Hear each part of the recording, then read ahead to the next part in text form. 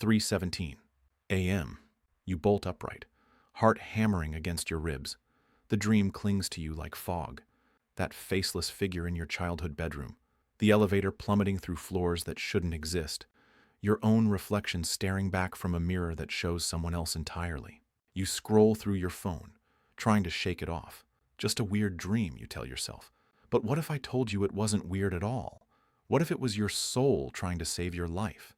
Carl Jung once wrote, "The dream is the small hidden door in the deepest and most intimate sanctum of the soul, which opens to that primeval cosmic night that was soul long before there was conscious ego." Jung spent decades decoding the language of dreams, not as random brain static, but as urgent messages from the parts of ourselves we're too terrified to acknowledge. Tonight, we're cracking 7 of the most haunting symbols that visit us in sleep, because understanding them isn't about curiosity, it's about freeing the parts of your soul you've been keeping prisoner. Screenshot this moment if you've ever woken up from a dream that felt more real than your waking life. Symbol 1, the elevator that never stops. You know this dream. You step into an elevator, maybe at work, maybe in some impossible building your mind has constructed. You press your floor, but the elevator has other plans. It plummets endlessly, skipping floors, or rises beyond the building's limits into darkness or sky. The buttons don't respond. You're trapped in a metal box, falling or rising beyond your control. This isn't just about falling. Jung understood that the elevator represents our relationship with control and social hierarchy. This is your shadow revealing your terror of losing status, falling from grace, or ascending beyond your perceived worth. The mechanical failure? That's life refusing to follow your careful plans. Let me tell you about Emma. She called me sobbing at 2 a.m. I'm in the elevator at work, but the buttons don't work. It keeps going down, past floors that don't exist. B7, B12, B20. I can see my colleagues through the glass, but they can't see me falling. This was week 3 of her company's layoffs. The elevator wasn't just broken, it was showing her the free fall of her carefully constructed professional identity. Think about Inception, where the city folds in impossible ways. Our dreams create impossible architectures to show us psychological truths our waking mind can't process. So what control are you white-knuckling while life tries to take you somewhere new? Recognize this. The elevator breaks because you've outgrown the floor you're on. Except that some falls aren't failures. They're course corrections. Here's what you do. Write down one thing you're trying to control that's causing you stress. Then practice asking, what if this is trying to help me? Symbol 2, the mirror person. This goes beyond a cracked reflection. In this dream, you're looking in a mirror, but the reflection moves independently. It shows different faces, ages rapidly, or reveals someone watching you from behind. Sometimes it's not moving at all, just staring back with eyes that know something you don't. Jung called this encountering your unlived life, your rejected possibilities. This is the confrontation with the other within us, the person we might have been if we'd made different choices. Marcus sent me a voice message, his voice shaking. I'm brushing my teeth, but in the mirror, I see my dad. Not like I look like him. I see him, at my age, staring back with this look of disappointment. When I move, he doesn't.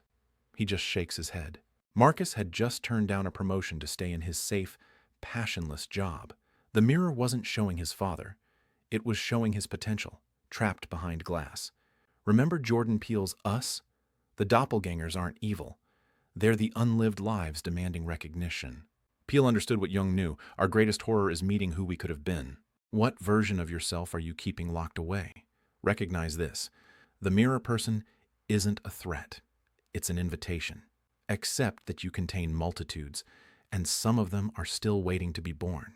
Here's your action. Have a conversation with your mirror self. Look into your own eyes and ask, what do you need from me to feel alive? Symbol 3, the backwards clock. Time moves wrong in these dreams. Clocks run backwards. You age rapidly while everyone else stays young. Or you're stuck while the world moves forward without you. Sometimes you're late for something that already happened, or early for something that will never come. Jung saw this as the psyche processing regret and the terror of running out of time to become who we're meant to be. Time distortion reveals our anxiety about mortality and missed opportunities. Sophia's dream haunted her for months. I'm at my high school graduation, but I'm 45. Everyone else is 18, moving forward in line. My diploma keeps crumbling in my hands, and the clock above the stage is spinning backwards. She'd just realized she'd spent 20 years in a marriage that felt like sleepwalking. The backwards clock wasn't about lost time.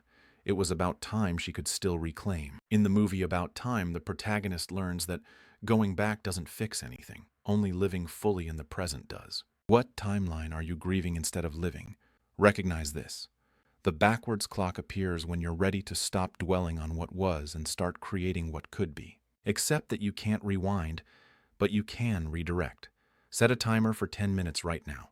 Write continuously about what you'd do if you knew you had exactly enough time left. Symbol 4. The watching house. This is your childhood home, or maybe your current one, but something's different. The windows feel like eyes. The rooms seem to observe you. The house itself is alive and aware of your presence. You feel judged by the walls, disappointed by the doorways. This represents the living psyche that has become your judge. The house watches because you've turned your inner sanctuary into a prison of self-surveillance and shame. David whispered his dream like a confession. I'm in my childhood home, but every window has eyes. Not scary eyes, sad ones. The house is disappointed in me. The walls sigh when I walk by. I keep apologizing to the rooms, but I don't know what for. David had been living his entire adult life trying to meet expectations he'd internalized so deeply. He couldn't tell his own voice from his critics anymore. Think about Hereditary. The dollhouse mirrors the real house because our family patterns become the architecture of our psyche. And sometimes that architecture is haunted. Whose judgment have you built into the walls of your inner world? Recognize this. The watching house appears when you've forgotten how to be alone with yourself without criticism. Accept that you can remodel your inner sanctuary. Spend 15 minutes in silence daily, practicing being witnessed by yourself with compassion, not judgment. Symbol 5. The drowning room. You're in a familiar enclosed space, your office, your bedroom, a conference room, but water is seeping in. It rises steadily. You can breathe underwater, but you're suffocating. Everyone else acts normal while you're the only one who sees you're all about to drown. Water represents the unconscious, but the room makes it claustrophobic. This symbol appears when we're drowning in our own unexpressed emotions while trapped in circumstances that don't allow authentic feeling.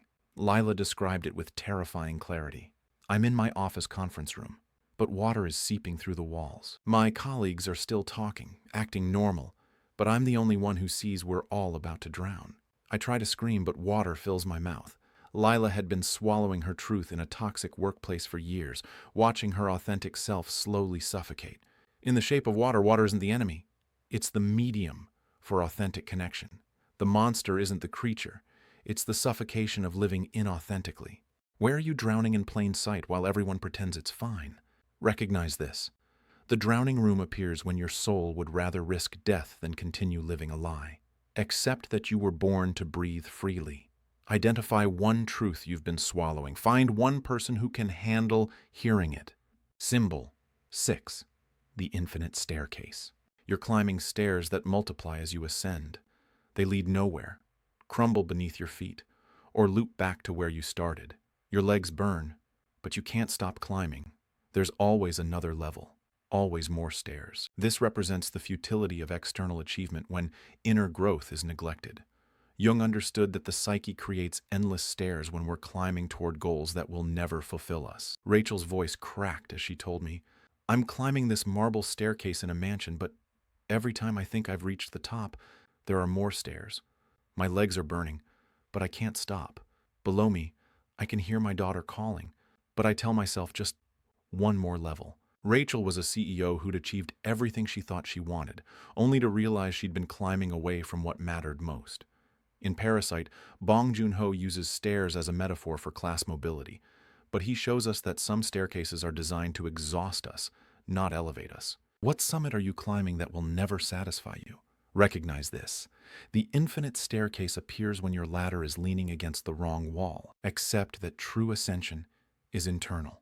Stop climbing for one day. Sit with what you find at ground level. Symbol 7. The empty theater. You're performing on stage to empty seats, or you're the only audience member in a vast theater watching yourself perform. Sometimes, you're trapped in the audience, unable to leave, watching your life play out like a movie you can't turn off. This represents our fear of insignificance and the performance of false personas. Jung saw this as the soul's recognition that we're living our lives for an audience that isn't even watching, or worse, that we've become the audience of our own unlived life. Tom's dream chilled me. I'm on stage doing my presentation, but the auditorium is empty except for one person, me. I'm in the audience watching myself, but I can't get up to leave or stop performing. Both versions of me are trapped. Tom had been living his entire life as a performance, never stopping to ask who he was when no one was watching. The Truman Show revealed our deepest fear, that we're performing our lives instead of living them, and the applause we crave is just an echo in an empty room. Who are you performing for, and what would happen if they stopped watching?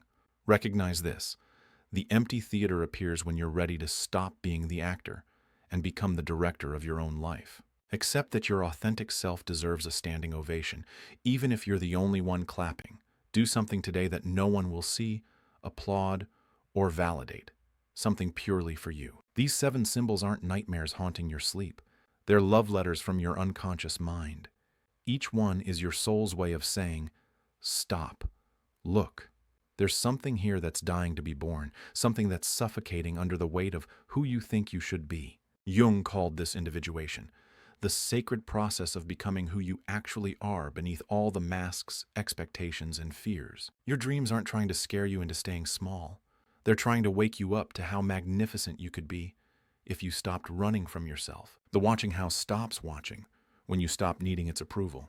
The elevator stops falling when you trust where it's taking you. The empty theater fills up when you finally live for an audience of one, the person you see in the mirror. Here's what I want you to do.